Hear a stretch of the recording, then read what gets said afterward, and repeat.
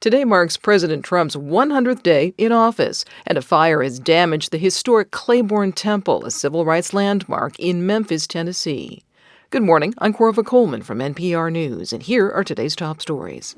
A new NPR PBS News Marist poll is taking the measure of President Trump's first 100 days in office.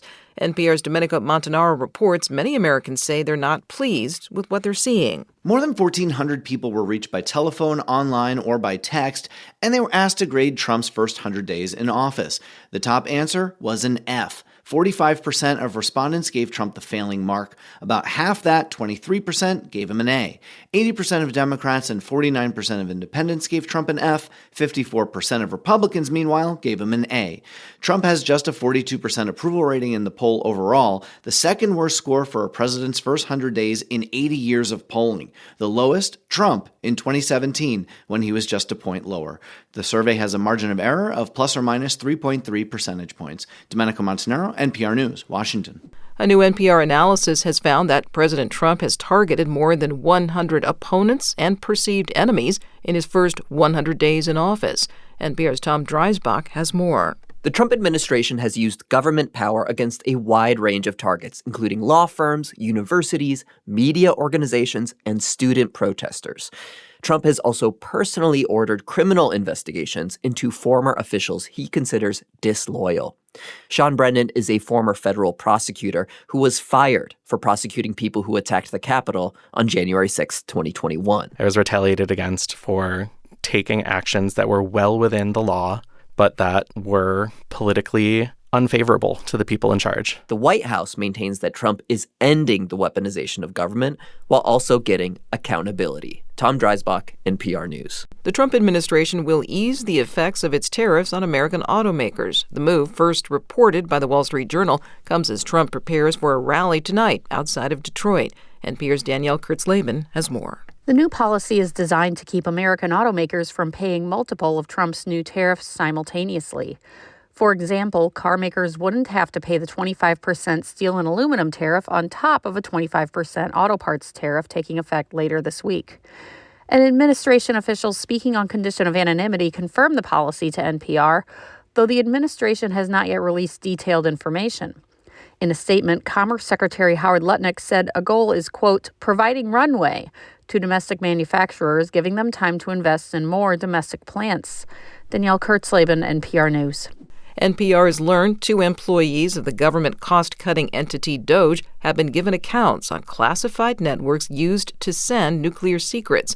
NPR's Jeff Brumfield has more. 2 sources told NPR that the DOGE employees had appeared in a user directory for the classified networks. Their names are Adam Ramada and Luke Ferrator. Ramada is a Miami-based venture capitalist. Ferrator is a 23-year-old former intern at SpaceX. Neither seems to have much experience with either nuclear weapons or classified information. The networks are used at the Department of Energy to transfer restricted data about nuclear weapons designs and materials. It's unclear why Ramada and Ferrator would need the access, though DOGE has been reviewing budgets and contracts across government. An Energy Department spokesperson acknowledged the accounts were created, but said they were never used to access the networks. Jeff Brumfield, NPR News. Canadian voters have chosen Mark Carney as the country's prime minister. They cast ballots yesterday in what is seen as the most consequential election in Canada in decades. As NPR's Jackie Northam reports, Carney beat an opponent whose policies were seen as similar to President Trump's. Carney entered the political race at a time when Canadians were angry over Trump placing stiff tariffs on the country and threatening to make Canada the 51st state. The 60-year-old Carney has a Wall Street background and was head of the Bank of England and the Bank of Canada, and so was seen as having the chops to take on Trump. His main opponent, Conservative Party leader Pierre Poilievre, was seen as too closely aligned with Trump's policies on immigration, shrinking government, and ending wokeism. Still, it wasn't a landslide for Carney and his Liberal Party. He'll likely have to create a coalition government. Jackie Northam, NPR News. A fire has damaged a civil rights landmark in Memphis, Tennessee. The historic Clayborn Temple was the staging ground for striking sanitation workers during their iconic I Am a Man campaign. NPR's Debbie Elliott reports that campaign drew the Reverend Martin Luther King Jr. to Memphis, where he was later assassinated. Clayborn Temple has been a stately fixture in downtown Memphis for more than 130 years. Heartbreaking to see one of the nation's greatest treasures lost to this fire. Memphis Mayor Paul Young. History was made in this building. It has been the epicenter of the civil rights movement. Clayborn Temple AME was where labor activists and civil rights leaders, including the Reverend Martin Luther King Jr., met to strategize in 1968 when Memphis sanitation workers went on strike over deadly working conditions. The cause of the fire is under investigation. Debbie Elliott, NPR News. Illinois State Police say yesterday's deadly car crash near Springfield does not appear to be an intentional act. A motorist drove a car into a building that was hosting an after-school program for students. 3 children and a young adult were killed. Erica Joe was a witness. She says the vehicle smashed all the way through the building. There's a perfect entry hole and a perfect exit hole, almost like a bullet wound would be. Authorities say the driver has not been identified and was taken to a hospital for evaluation.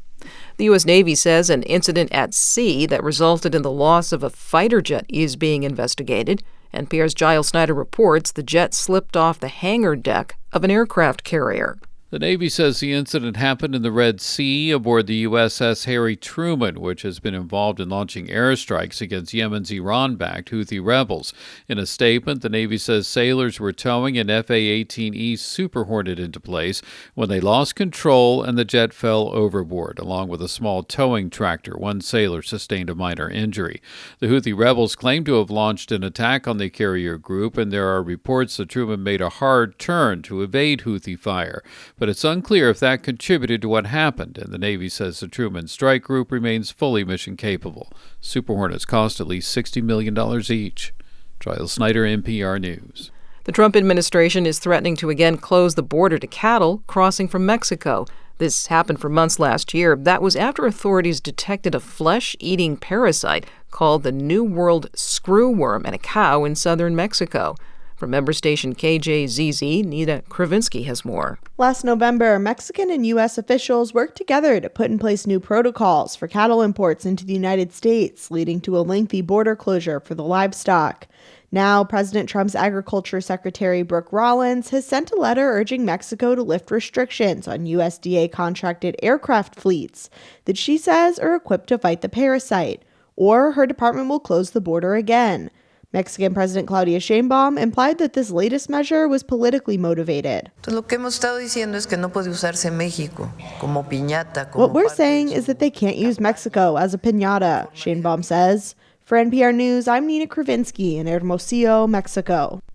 I'm Corva Coleman, NPR News.